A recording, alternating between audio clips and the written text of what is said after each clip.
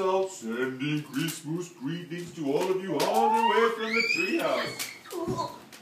Say, would anybody here like to hear the night before Christmas the way my grandma Torgerson used to say it? I do.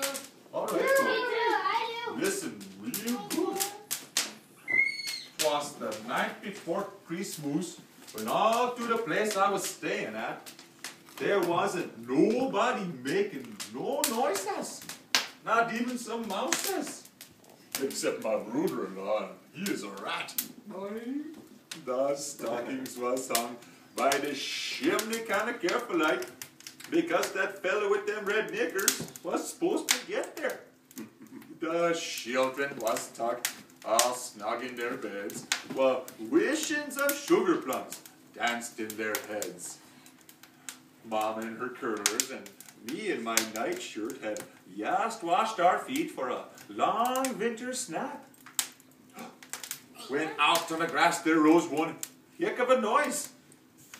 I jumped out of my bed to see if it was the boys. Over to the window I flew like a flash. I could have made it faster, but I was full of Mama's hash. The moon was shining on the new snow what had just come down, and it was shining kind of like it wasn't night.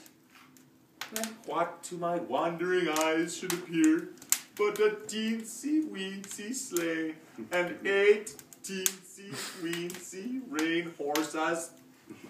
There was a tiny little driver, so sudden and quick I can tell right away in my goose pimples it was Jolly Saint Nick. More faster than eagles his horses they came, and he whistled and hollered and called them all names. Now Hasher, now Trasher, now Prancer, now Victor, on Cocked It, on Cupid, on Wisconsin. Oh, I missed one. To the top of the porch, to the top of the wall. Now dash away, dash away. Dash away on. Would you, rain horses, please get the hiccup on the walls if you don't mind, please. I have a baby. Then in 2 winks of a wildcat's tail, I hear those aminals monkeying around with their hoofs. As I sucked in my head and tripped over the pussycat, down the chimney comes Santa Claus, flat on his back. He was a fat boy. He was a fat old fella, a right jolly old elf, and I laughed when I seen him. I couldn't help it. A wink of his eye and a twist of his neck soon gave me to know I didn't have nothing to worry about. What was left of his pipe he held in his toot, and his smoke wrapped around his head like a hoop. He was quite broad in places, and he had a round little belly that shook when he giggled like a bowl full of jelly. His eyes, they was glassy. His suit was the berries. His cheeks was like roses, and his nose was like a sherry.